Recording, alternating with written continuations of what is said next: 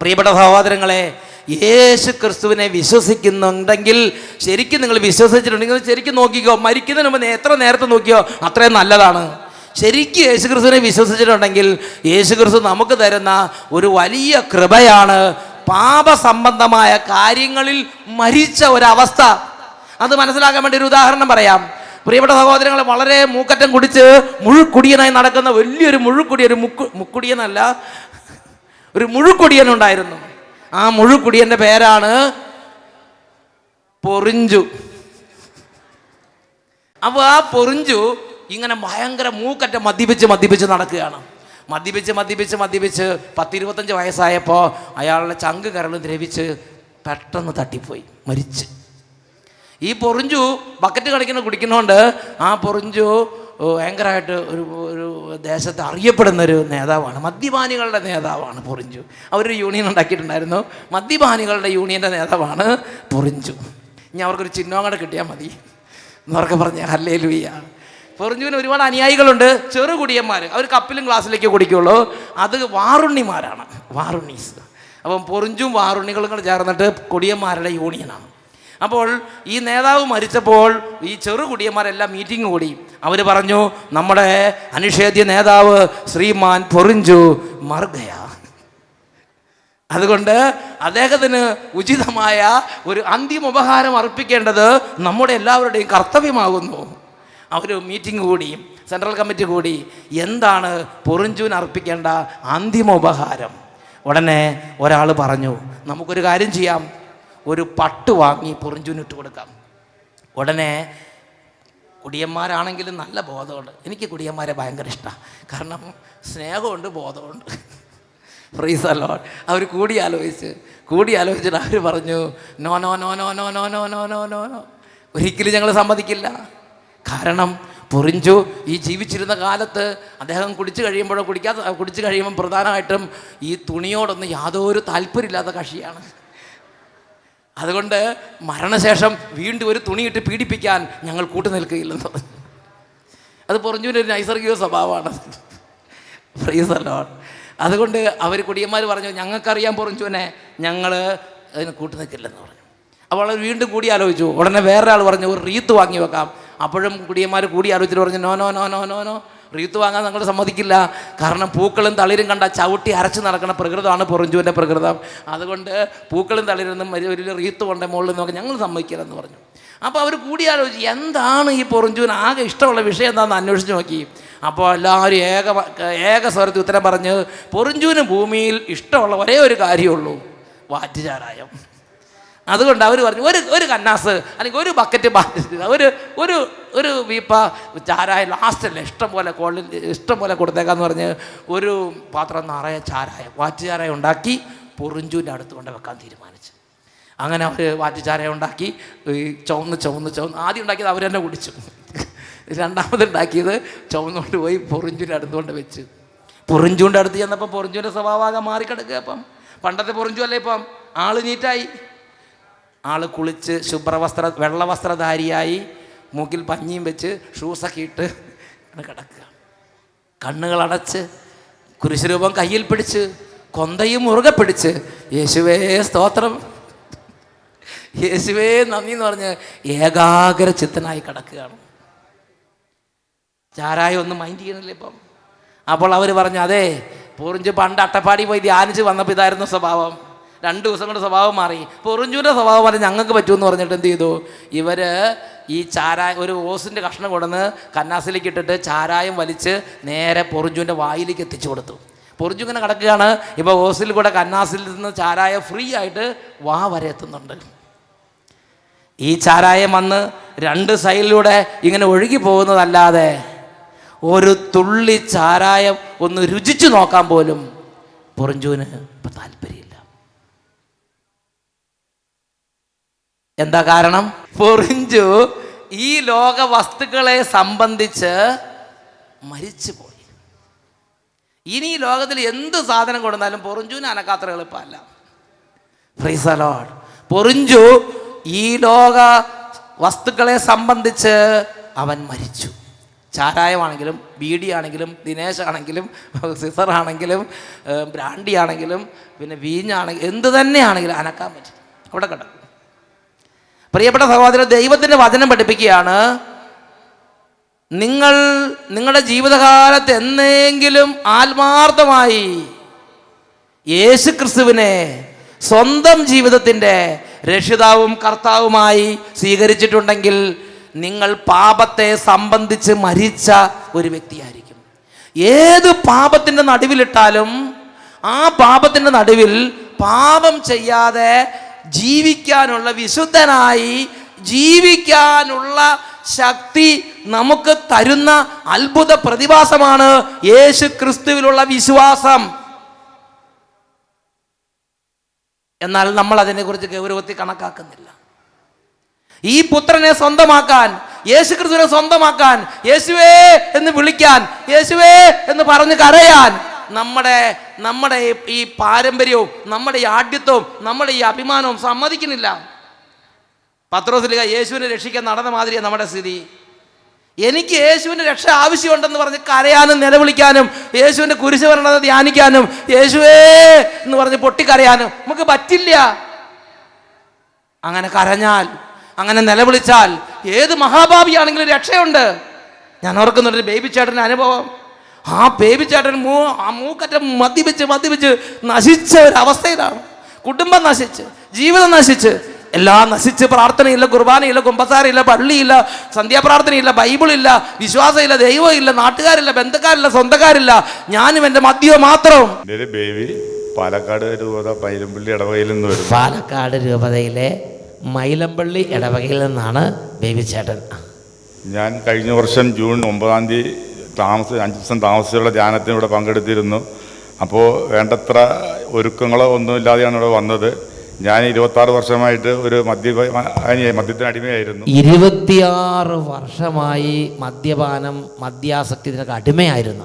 അതുകൊണ്ട് വീട്ടുകാരുടെ നിർബന്ധത്തിന് വഴങ്ങിയും എൻ്റെ അപ്പോൾ ഒരു മദ്യപാനത്തിന് അടിമ അത്ര ഇഷ്ടത്തോട് വന്നൊന്നുമല്ല, എന്നാൽ വീട്ടുകാരെല്ലാവരും കൂടെ കൂടി സ്നേഹിച്ച് നിർബന്ധിച്ച് അങ്ങനെ ഇവിടെ എത്തിച്ചതാണ്. എൻ്റെ ഇളയ സഹോദരി സിസ്റ്ററാണ്.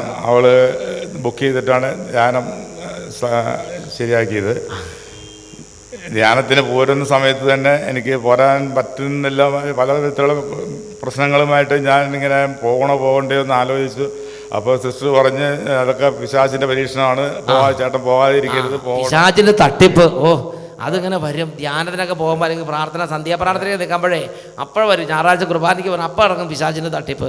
അത് തട്ടിപ്പിൽ പെടാതെ സൂക്ഷിക്കണം നമ്മൾ. ഇന്ന് അത്യാവശ്യം ഒരു കാര്യത്തിന് പോകണം, ഇന്ന് അത്യാവശ്യം ഒരു ഓഫീസിൽ പോകണം, ഇന്ന് അത്യാവശ്യം ഒരു കാര്യത്തിന് ഷോപ്പിങ്ങിന് പോകണം. തട്ടിപ്പ് വരും. പിശാചിൻ്റെ തട്ടിപ്പ് ആത്മീയ ശുശ്രൂഷയിൽ പങ്കെടുക്കാതിരിക്കാൻ ഉണ്ടാകും. ഈ സഹോദരൻ അങ്ങനെ തട്ടിപ്പ് വന്നു. ഞാനായിട്ട് എന്തിനാ പോകണം, വേറെ എത്ര പേരുണ്ട്, അവർ പോകട്ടെ.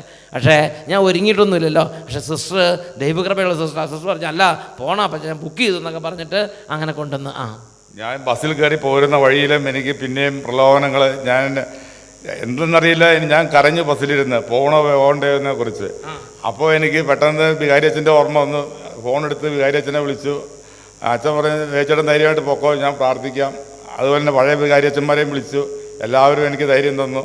ധ്യാനത്തിൻ്റെ 3-ാം ദിവസം സ്തുതിപ്പിൻ്റെ സമയത്ത് ഞാൻ അറിയാതെ കരഞ്ഞ് സ്തുതിച്ചുകൊണ്ടിരിക്കുമ്പോൾ ഒരു പ്രകാശവലയം എന്നെ വലയം ചെയ്യുന്നതായിട്ടും, ദൈവമേ, ഈ ധ്യാനത്തിന് 3-ാം ദിവസം എല്ലാവരും കൂടി യേശുവേ യേശുവേ എന്ന് പറഞ്ഞ് കരഞ്ഞ് സ്തുതിച്ചുകൊണ്ടിരിക്കുമ്പോൾ ആ സ്തുതികളുടെ ആരവങ്ങളുടെ സമയത്ത്, സ്തുതിപ്പ് ദൈവസന്നിധിയിലേക്ക് ഉയർന്ന സമയത്ത് ഒരു പ്രകാശ വലയം വന്ന് ബേബി ചേട്ടനെ അങ്ങോട്ട് പുതപ്പിക്കുന്നതായി, അങ്ങോട്ട് വലയത്തിൽ മൂടുന്നതായി അനുഭവം ഉണ്ടായി. മുല്ലപ്പൂവിൻ്റെ സുഗന്ധം വരക്കുന്നതായിട്ടും അനുഭവപ്പെട്ടു. ആ സമയത്ത് മഞ്ഞ് പെയ്യും പോലെ, ശരീരത്തിൽ മഞ്ഞ് കണങ്ങൾ പതിയും പോലെ ഒരു അനുഭവം ഉണ്ടായി. ഞാൻ കൈ കൊണ്ട് തൂത്ത് നോക്കിയപ്പോൾ ഒന്നും കാണുന്നില്ല. നോക്കുമ്പോൾ ഞാൻ വെളിയിലല്ല, ഈ ധ്യാനത്തിൻ്റെ ഉള്ളിൽ തന്നെ ഇരിക്കണമെന്ന് തോന്നി. അത് വിചാരിച്ച വെളിയിലെങ്ങാനും മഞ്ഞ് കൊണ്ട് നിൽക്കുകയാണോ തോന്നി. അതേമാതിരി മഞ്ഞ് വന്ന് വീഴുന്ന അനുഭവം ഉണ്ടായി. ആ സമയത്ത് സ്റ്റേജിൽ നിന്ന് അച്ഛൻ അനൗൺസ് ചെയ്യുന്നുണ്ടായിരുന്നു, പ്രകാശവലയം കാണുന്നതായിട്ടും മുല്ലപ്പൂവിൻ്റെ ഗന്ധം അനുഭവിക്കുന്നതായിട്ട് ഒരു വ്യക്തിക്ക് അനുഭവം കൊടുക്കുന്നു, കാണുന്നുണ്ട്, അവരെല്ലാം കൈപൊക്കണം എന്ന് പറഞ്ഞു. അപ്പോൾ എനിക്ക് എന്നെ തന്നെ വിശ്വസിക്കാൻ പറ്റിയില്ല. ഇത്രയും പാവിയായ എൻ്റെ മേൽ ഇത്ര കരുണ പെട്ടെന്നുണ്ടാകുമോ എന്നുള്ള ഒരു എൻ്റെ വിശ്വാസക്കുറവ് കൂടി ഉണ്ട് എന്ന് ഞാൻ പൂർണ്ണ വിശ്വസിക്കും. ഞാൻ തമ്പുരാനോട് ഇപ്പം മാപ്പ് ചോദിക്കുന്നു. അതുകൊണ്ട് ഞാൻ അന്ന് കൈ പൊക്കിയില്ല. അതിനുശേഷം ഞാൻ ഇന്നുവരെ മദ്യപിച്ചിട്ടില്ല. അതോടുകൂടെ ആ ഒരു അനുഭവം നൽകിയതോട് ഈശോ 26 വർഷം ജീവിതത്തെ ഒരു ബാധ പോലെ അലട്ടിയിരുന്ന മദ്യപിശാചിനെ അങ്ങോട്ട് ആട്ടിപ്പായിച്ച്, എന്നിട്ട് വിശുദ്ധി കൊണ്ട് അങ്ങോട്ട് പൊതിഞ്ഞ് വിശുദ്ധിയുടെ ഒരു കൃപ അങ്ങോട്ട് നൽകി. പിന്നെ മദ്യപിക്കാൻ തോന്നുന്നില്ല. അതിനുശേഷം ഇന്ന് വരെ മദ്യപിച്ചിട്ടില്ല. പിന്നെ എല്ലാ ദിവസവും എനിക്ക് വിശുദ്ധ കുർബാനയിൽ പങ്കെടുക്കണം, വിശുദ്ധ കുർബാന സ്വീകരിക്കണം. അത് വിശുദ്ധിയുടെ ആഗ്രഹം അന്ന് മദ്യത്തോട് എങ്ങനെ ഉണ്ടായിരുന്ന അതിനേക്കാൾ 10 ഇരട്ടിയായിട്ട് വിശുദ്ധ കുർബാനയോട്. യേശുവേ, ഇത് ഞാൻ ആദ്യം കേൾക്കുകയാണ്. പണ്ട് ഈ കുടിക്കണം എന്ന് ആഗ്രഹമല്ലേ, അതിനേക്കാൾ അനേക ഇരട്ടിയായി ഇപ്പോൾ പള്ളിയിൽ പോകണം, വിശുദ്ധ കുർബാന സ്വീകരിക്കണം, കുർബാനയിൽ പങ്കെടുക്കണം, പ്രാർത്ഥിക്കണം, ബൈബിൾ വായിക്കണം, വചനം കേൾക്കണം. ദേവാലയ കർമ്മങ്ങളോടും വിശുദ്ധ കൂദാശകളോടും ഒരു വലിയ ദാഹം കർത്താവ് നൽകി. സമയം കിട്ടുമ്പോഴെല്ലാം അഭിഷേകാഗ്നി, സമയം കിട്ടുമ്പോഴെല്ലാം ശാലോം ടീ, സമയം കിട്ടുമ്പോഴെല്ലാം കാണും. എല്ലാ യേശുവേ, അഭിഷേകാഗ്നി മാക്സിമം കാണും. ഒറ്റ ദിവസം പോലും മുടാതെ സാധിക്കുന്നിടത്തോളം ഈ അഭിഷേകാഗ്നി എപ്പിസോഡുകൾ കാണാനും ഈ അതിൻ്റെ ഉള്ളിലൊരു ദാഹം അങ്ങോട്ട് കർത്താവ് നൽകി അനുഗ്രഹിച്ചു. എല്ലാ 3-ാം ഞായറാഴ്ചയും പാലക്കാട് ടൗൺ ഹാളിൽ പോയി യേശു അട്ടപ്പാടിയിലെ ശുശ്രൂഷ ടൗൺ ഹാളിലുണ്ട്. അതിലും കൂടെ അട്ടപ്പാടിയിലെ ശുശ്രൂഷ എവിടെയുണ്ടോ അവിടേക്ക് എല്ലാം ഈശോ അവരെ കൂട്ടി കൊണ്ടുവരിക. Price the Lord. ഉറക്കെ പറഞ്ഞേ ഹല്ലേലൂയ, ഹല്ലേലൂയ. കർത്താവിൻ്റെ തിരുരക്തം കൊണ്ട് കഴുകി കർത്താവിൻ്റെ ഒരു പ്രിയ പൈതലാക്കി ഈ വേവിച്ചേട്ടനെ മാറ്റി. മദ്യത്തോട് തോന്നിയതിനേക്കാൾ അനേക ഇരട്ടി ആഗ്രഹം എനിക്ക് കുർബാന സ്വീകരിക്കണം, പള്ളിയിൽ പോകണം. ഡെയിലി പള്ളിയിൽ പോകുന്നൊരു മനുഷ്യനായി മാറി. വെളുപ്പിന് എഴുന്നേറ്റ് യോഹന്നാൻ്റെ സുവിശേഷം 8-ാം അധ്യായം 24-ാം വാക്യം വചനം പഠിപ്പിക്കുകയാണ്. നിങ്ങൾ നിങ്ങളുടെ പാപങ്ങളിൽ തന്നെ മരിക്കും എന്ന് നിങ്ങളോട് ഞാൻ പറഞ്ഞതുകൊണ്ട് നിങ്ങൾ വിസ്മയിക്കണ്ട. എന്തെന്നാൽ ഞാൻ തന്നെ എന്ന് നിങ്ങൾ വിശ്വസിക്കുന്നില്ലെങ്കിൽ നിങ്ങൾ നിങ്ങളുടെ പാപങ്ങളിൽ തന്നെ മരിക്കും.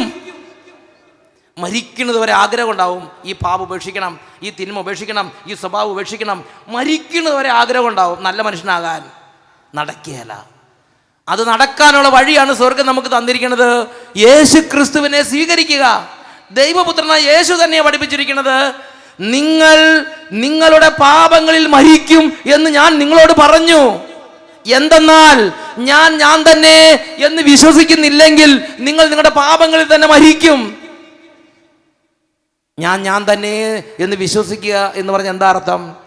യേശു ഈ ഭൂമിയിലേക്ക് വന്നത് നമ്മുടെ പാപങ്ങൾ ഏറ്റെടുക്കാൻ വേണ്ടിയാണെന്നും യേശു എൻ്റെ പാപങ്ങൾ ഏറ്റെടുത്തുവെന്നും എൻ്റെ യേശുവിൻ്റെ കുരിശ് മരണത്താൽ എൻ്റെ എല്ലാ പാപങ്ങളും നീക്കപ്പെട്ടുവെന്നും ഇന്ന് ഞാൻ എൻ്റെ യേശുവിന് വേണ്ടി എൻ്റെ ജീവിതം സമർപ്പിച്ച് യേശുവിനെ എൻ്റെ ഹൃദയത്തിലേക്ക് സ്വീകരിക്കാൻ ഞാൻ മനസ്സ് വെച്ചാൽ ഞാൻ ഏത് ജാതിക്കാരനാണെങ്കിലും, ഞാൻ ഏത് ഭാഷക്കാരനാണെങ്കിലും, ഞാൻ ഏത് പ്രായക്കാരനാണെങ്കിലും, ഞാൻ ഏത് അവസ്ഥയിലാണെങ്കിലും, ഏത് കൊടും മദ്യപാനിയാണെങ്കിലും, ഏത് കൊടും ഭാവിയാണെങ്കിലും യേശുവിനെ ഞാൻ വിളിച്ച് കരഞ്ഞാൽ യേശു എൻ്റെ ഉള്ളിലേക്ക് വരുമെന്നും അവൻ മഹാകരുണയുടെ ദൈവമാണെന്നും അതുകൊണ്ട് എൻ്റെ യേശുവിൻ്റെ കുരിശ് മരണം എനിക്ക് വേണ്ടിയുള്ള ദൈവത്തിൻ്റെ കരുണയാണെന്നും ഞാൻ എൻ്റെ ഹൃദയം കൊണ്ട് അംഗീകരിച്ച് യേശുവിനെ എൻ്റെ മുഴുവൻ പാപങ്ങളുടെയും പാപപരിഹാര ബലിയായി എൻ്റെ ഹൃദയം കൊണ്ട് വ്യക്തിപരമായി ഞാൻ എൻ്റെ ജീവിതത്തെ അംഗീകരിക്കണം. യോഹന്നാൻ്റെ സുവിശേഷത്തിൽ 1-ാമത്തെ അധ്യായം 12-ാമത്തെ വാക്യം അവിടെ നമ്മൾ വായിക്കുന്നത് ഇങ്ങനെയാണ്. തന്നെ സ്വീകരിച്ചവർക്കെല്ലാം അവിടെ വ്യത്യാസമില്ല. മദ്യപാനിയാകാം, കൊലപാതകയാകാം, വ്യഭിചാരിയാകാം, പുകവലിക്കാരനാകാം, യുവാവാകാം, പ്രായമുള്ളവനാകാം, സ്ത്രീയാകാം, പുരുഷനാകാം, ആരുമാകട്ടെ, തന്നെ സ്വീകരിച്ചവർക്കെല്ലാം, തൻ്റെ നാമത്തിൽ വിശ്വസിക്കുന്നവർക്കെല്ലാം ദൈവ മക്കളാകാം. വിശുദ്ധിയുടെ ഒരു ഉയരങ്ങളിലേക്ക് ദൈവം യേശുക്രിസ്തുവിൻ്റെ കുരിശുമരണത്തിൻ്റെ യോഗ്യതയെ പ്രതി സൗജന്യമായിട്ട് തരുന്നതാണ് വിശുദ്ധി. നമ്മളോട് ദൈവം പറഞ്ഞിരിക്കുന്നത് യേശുവിനെ സ്വന്തം ജീവിതത്തിൻ്റെ പാപ പരിഹാര ബലിയായി ആരാധിക്കുക എന്നുള്ളതാണ്. എന്നുറക്കെ പറഞ്ഞ ഹല്ലേലൂയ, ഹല്ലേലൂയ. യേശുവിലുള്ള വിശ്വാസം 4 ലെവലിലുണ്ട്. 1-ാമത്തെ വിശ്വാസമാണ് യേശു ഉണ്ടെന്നും യേശു ദൈവമാണെന്നും വിശ്വസിക്കുക. അങ്ങനെ വിശ്വസിക്കുന്ന പലരും ഇവിടെയുണ്ട്. ആ വിശ്വാസത്തിൻ്റെ പേരാണ് ഡോഗ്മാറ്റിക് ഫെയ്ത്ത്, തത്വത്തിലുള്ള വിശ്വാസം. അത് നമുക്ക് മാത്രമല്ല പിശാചുക്കൾക്കും ഉണ്ട്. യാക്കോബ് ശ്ലീഹയുടെ ലേഖനം 2:19 പഠിപ്പിക്കുകയാണ്, ദൈവം ഏകനാണെന്ന് നീ വിശ്വസിക്കുന്നു, പിശാചുക്കൾ അപ്രകാരം വിശ്വസിക്കുന്നു, മാത്രമല്ല അവ ഭയന്ന് വിറയ്ക്കുക കൂടെ ചെയ്യുന്നു. അപ്പോൾ ഡോഗ്മാറ്റിക് ഫെയ്ത്ത്, തത്വത്തിലുള്ള വിശ്വാസം ആരാ മുൻപന്തിയിൽ? നമ്മളാണോ പിശാചാണോ? മനസ്സിലാക്കുക. ഡോഗ്മാറ്റിക് ഫെയ്ത്ത് നമ്മളെ രക്ഷയിലേക്ക്, കാറ്റഗിസം ക്ലാസ്സിലൊക്കെ നമ്മളങ്ങനെ കുറേ പഠിച്ചിട്ടുണ്ട് പല കാര്യങ്ങളും. ദൈവം ഏകനാണ്, ദൈവം സർവശക്തനാണ്, ദൈവം ഇവിടെയുണ്ട്, യേശു ഉണ്ട്, യേശു ദൈവമാണ്, അങ്ങനെ വിശ്വസിക്കുന്നുണ്ട്, കുഴപ്പമൊന്നുമില്ല. അങ്ങനെ മരിക്കുന്നത് വരെ വിശ്വസിച്ച് നരകത്തിൽ കടക്കാം. പ്രൈസ് ദി ലോർഡ് എന്നൊക്കെ പറഞ്ഞ ഹല്ലേലൂയ. വിശ്വാസം രണ്ടാമത്തെ ലെവലാണ് എക്സ്പീരിയൻഷ്യൽ ഫെയ്ത്ത്. യേശുവിനെ വിളിക്കുമ്പോൾ സൗഖ്യം. ക്യാൻസർ രോഗം ഉണ്ടായിരുന്നു, യേശുവേ യേശുവേ നിലവിളിച്ചു, ക്യാൻസർ രോഗം പരിപൂർണമായി മാറി, ശരീരത്തിൽ ക്യാൻസർ ഇല്ല. ആ അനുഭവം ഒരു നിസ്സാര കാര്യമല്ല, അത് വ്യക്തിപരമായ ഒരു അനുഭവമാണ്. അതുകൊണ്ട് ആ വ്യക്തി യേശുവിൻ്റെ അനുഭവത്തിൽ, മുമ്പ് ഒരു ചേട്ടൻ പറഞ്ഞില്ലേ എനിക്ക് 100% വിശ്വാസം എന്ന് പറഞ്ഞില്ലേ, ഒരു ചേട്ടൻ പണ്ട് ആ വെള്ളിടി പോലെ വന്ന സമയത്ത്, ഫ്രൈസല്ലോ, അതൊക്കെ ഒരു രോഗശാന്തിയുടെ അനുഭവമാണ്. 2 ആഴ്ചയ്ക്ക് 3 ആഴ്ചയ്ക്ക് കഴിഞ്ഞാൽ ചിലപ്പോൾ അത് മങ്ങിപ്പോകാൻ സാധ്യതയുണ്ട്. കാരണം സൗഖ്യം കിട്ടുന്നത് എല്ലാവരും നിത്യരക്ഷ പ്രാപിക്കണമെന്ന് നിർബന്ധമില്ല. ഒരു 2-3 ആഴ്ച കഴിയുമ്പോൾ വീണ്ടും പഴയതുപോലെയൊക്കെ ആയിക്കോളും. Praise lord. സൗഖ്യം അങ്ങനെയാണ്. ഒരു ഉണർവ്, ഒരു മോട്ടോർ സ്റ്റാർട്ടാക്കുന്ന സമയത്ത് ആ ഒരു പെട്രോൾ അതേമാതിരിയാണത്. ഒരു സ്റ്റാർട്ടിങ്ങിന് വേണ്ടി മാത്രമാണ് ഈശോ ഒരു അടയാളം തരുന്നതാണത്. Praise Lord. മൂന്നാമത്തതാണ് ക്രിയേറ്റീവ് ഫെയ്ത്ത്, അത്ഭുതങ്ങൾ ചെയ്യുന്ന വിശ്വാസം. യേശുവിൻ്റെ നാമത്തിൽ മഴ പെയ്യട്ടെ എന്ന് പറഞ്ഞ് തുരുതുരാന്ന് മഴ പെയ്യുക. അപ്പം എന്തായി? ഭയങ്കര ഒരു വിശ്വാസമല്ലേ അത്? അത്ഭുതങ്ങൾ ചെയ്യുന്ന വിശ്വാസം. തളർവാതിലൊക്കെ ഇത് പിടിക്കുന്നു, വേഗം ചാടി എഴുന്നേൽക്കുന്നു. അത് ക്രിയേറ്റീവ് ഫെയ്ത്താണ്, അത്ഭുതങ്ങൾ ചെയ്യുന്ന വിശ്വാസമാണ്. അങ്ങനെ അത്ഭുതങ്ങൾ ചെയ്തു എന്നതുകൊണ്ട് മാത്രം സ്വർഗത്തിൽ പോകണമെന്ന് നിർബന്ധമില്ല. പ്രൈസ്. ഇവിടെ ഇരിക്കുന്ന പലർക്കും അങ്ങനെ ഉണ്ടാവും. ഇവിടെ നിങ്ങൾ വെറുതെ കൈവച്ചാൽ മതി, രോഗികൾ സൗഖ്യം പ്രാപിക്കും. ആ കുട്ടി കൈകൾ വെച്ച് യേശുവിനെ നാമത്തിൽ പ്രാർത്ഥിച്ചു, അപ്പൻ്റെ കണ്ണ് 1 വർഷമായിട്ട് കാഴ്ചയില്ലാതെ, 2 കണ്ണും കാഴ്ചയില്ലാതെ കണ്ണുപൊട്ടനായിട്ട് വീട്ടിൽ ഇരിക്കുന്ന സമയത്ത് ആ മകൻ വിശ്വസിച്ച് യേശുവിൻ്റെ നാമത്തിൽ കൈവച്ചു, അപ്പൻ്റെ കണ്ണിന് കാഴ്ച കിട്ടി. ശരിയല്ലേ? അത് അത്ഭുതം ചെയ്തു. അതങ്ങനെ യേശുവിൻ്റെ നാമത്തിന് ശക്തിയുണ്ട് എന്ന് വിചാരിച്ച് നമ്മൾ സ്വർഗത്തിൽ പോകണമെന്ന് നിർബന്ധം. നമ്മൾ എല്ലാവരും, ഞാൻ ധാരാളം അത്ഭുതം ചെയ്യുന്നുണ്ട് അല്ലെങ്കിൽ യേശുവിൻ്റെ നാമത്തിൽ, പക്ഷേ സ്വർഗത്തിൽ പോകണമെന്ന്, അത് നമ്മളെ സ്വർഗത്തിൽ എത്തിക്കുമെന്നൊരു ഉറപ്പൊന്നുമില്ല. അതൊരു ശുശ്രൂഷയ്ക്കുള്ള അനേകം അവിശ്വാസികളെ വിശ്വാസത്തിലേക്ക് കൊണ്ടുവരാൻ പിതാവായ ദൈവം യേശുവിൻ്റെ നാമത്തിൽ പ്രവർത്തിക്കുന്ന ഒരു അടയാളം മാത്രമാണ്. വിശ്വാസത്തിൻ്റെ 4ാമത്തെ ലെവലുണ്ട്, അതാണ് സാൽവിഫിക് ഫെയ്ത്ത്, രക്ഷ നൽകുന്ന വിശ്വാസം. അതാണ് അപ്പോസ്തല പ്രവർത്തനം 16:31. കർത്താവായ യേശുവിൽ വിശ്വസിക്കുക, നീയും നിൻ്റെ കുടുംബവും രക്ഷ പ്രാപിക്കും. അത് യേശുവിനെ സ്വന്തം ജീവിതത്തിൻ്റെ രക്ഷിതാവും കർത്താവും എന്ന് പറഞ്ഞാൽ, എൻ്റെ യേശു ഈ ഭൂമിയിൽ വന്നുവെന്നും, എൻ്റെ യേശു എൻ്റെ മുഴുവൻ പാപങ്ങളും അവൻ്റെ ശരീരത്തിൽ ഏറ്റെടുത്തുവെന്നും, എൻ്റെ യേശുവിൻ്റെ കുരിശ് മരണത്താൽ എൻ്റെ എല്ലാ പാപങ്ങൾക്കും വേണ്ടി എൻ്റെ യേശു ഞാൻ സഹിക്കേണ്ട മുഴുവൻ വേദന സഹിച്ചുവെന്നും, യേശുവിൻ്റെ കുരിശ് മരണം വഴി എൻ്റെ എല്ലാ പാപങ്ങൾക്കും പരിഹാരം ചെയ്തുവെന്നും, ഇന്ന് ഞാൻ യേശുവിനെ വിളിച്ചാൽ എൻ്റെ മുഴുവൻ പാപങ്ങൾക്ക് സൗജന്യ പാപക്ഷമയുണ്ടെന്നും എൻ്റെ ഹൃദയം കൊണ്ട് വിശ്വസിച്ച് യേശുവിനെ സ്വന്തം ജീവിതത്തിൻ്റെ പാപപരിഹാര ബലിയായി ഉള്ളുകൊണ്ട് ഹൃദയം കൊണ്ട് നമ്മൾ അംഗീകരിക്കണം. അപ്പോൾ തൊട്ട് രക്ഷ ആരംഭിക്കും. അപ്പോൾ തൊട്ട് പിന്നെ വ്യത്യാസം വരും. അപ്പോൾ അങ്ങനെ ഒരു ലോജിക്കലായിട്ട് ചിന്തിക്കാൻ പറ്റാത്തവർ ഹൃദയം കൊണ്ട് ആ ബേബിച്ചേട്ടൻ കരഞ്ഞവൾ ഒറ്റ കരച്ചിൽ കരഞ്ഞാൽ മതി. യേശുവേ എന്നെ രക്ഷിക്കണമെന്ന് പറഞ്ഞവർ കരഞ്ഞ്, യേശുവേ ഞാൻ അങ്ങയുടെ കുരിശ് മരണത്തെ എനിക്ക് വേണ്ടിയുള്ളതാണെന്ന് പറഞ്ഞ് സ്വീകരിക്കുന്നു പറഞ്ഞ് ആ നാമം വിളിച്ച് കരഞ്ഞാൽ രക്ഷ പ്രാപിക്കും. Price the Lord. അനുതാപം കിട്ടും, പശ്ചാത്താപം ഉണ്ടാവും, കുമ്പസാരക്കൂട്ടിലേക്ക് പോകാൻ തോന്നും, കുമ്പസാരിക്കാൻ തോന്നും, ആത്മാവ് നിത്യരക്ഷ പ്രാപിക്കും. നിത്യജീവൻ നൽകുന്ന നാമമാണ് യേശു എന്ന നാമം. ഈ സമയത്ത് 2 കരങ്ങൾ ഉയർത്തുക. യേശു എനിക്ക് വേണ്ടി സ്വന്തം ശരീരത്തിൽ തകർന്നവനാണ്. എൻ്റെ പാപത്തിന് വേണ്ടി എൻ്റെ പുറത്ത് വീണ ചമ്മട്ടിയടി യേശുവിൻ്റെ ശരീരത്തിൽ യേശു ഏറ്റുവാങ്ങി. എൻ്റെ ശരീരം തകരേണ്ടതിന് പറഞ്ഞ് യേശുവിൻ്റെ ശരീരം തകർന്നു. എൻ്റെ മുഖത്ത് തുപ്പൽ വീണതെന്ന് പറഞ്ഞ് യേശുവിൻ്റെ മുഖത്ത് തുപ്പൽ വീണു. യേശു എൻ്റെ പാപപരിഹാര ബലിയാണ്. 2 കരങ്ങൾ ഉയർത്തി ഉച്ചത്തിൽ സ്തുതിക്കാം. Hallelujah, hallelujah. യേശുവേ, യേശുവേ, യേശുവേ, യേശുവേ, യേശുവേ, യേശുവേ, യേശുവേ, യേശുവേ, യേശുവേ, യേശുവേ. എത്ര ഉറക്കെ യേശുവിനെ നാമം വിളിക്കാമോ അത്രയും ഉറക്കെ യേശുവിനെ നാമത്തെ വിളിക്കുക. 2 കരങ്ങൾ ഉയർത്തി യേശുവിനെ നാമത്തെ വിളിക്കുന്നു. അതിരം തുറന്ന് യേശുവിനെ നാമത്തെ വിളിക്കുന്നു. സ്വരം ഉയർത്തി യേശുവിനെ നാമത്തെ വിളിക്കുന്നു. ഹല്ലേലൂയ, ഹല്ലേലൂയ, ഹല്ലേലൂയ, ഹല്ലേലൂയ,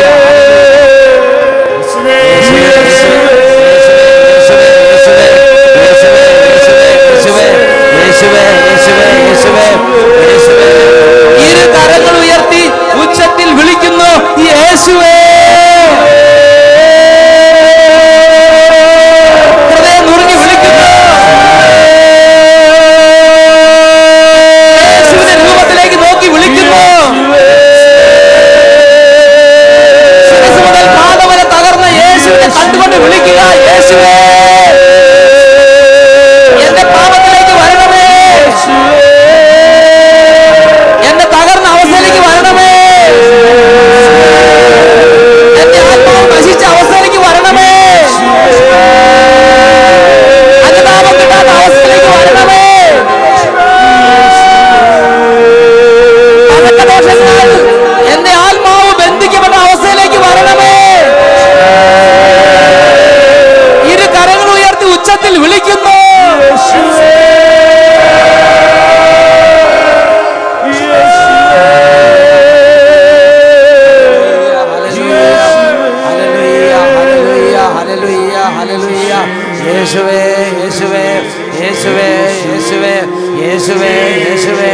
യേശുവേ യേശുവേ ഹല്ലേലൂയ ഹല്ലേലൂയ ഹല്ലേലൂയ യേശുവേ യേശുവേ യേശുവേ യേശുവേ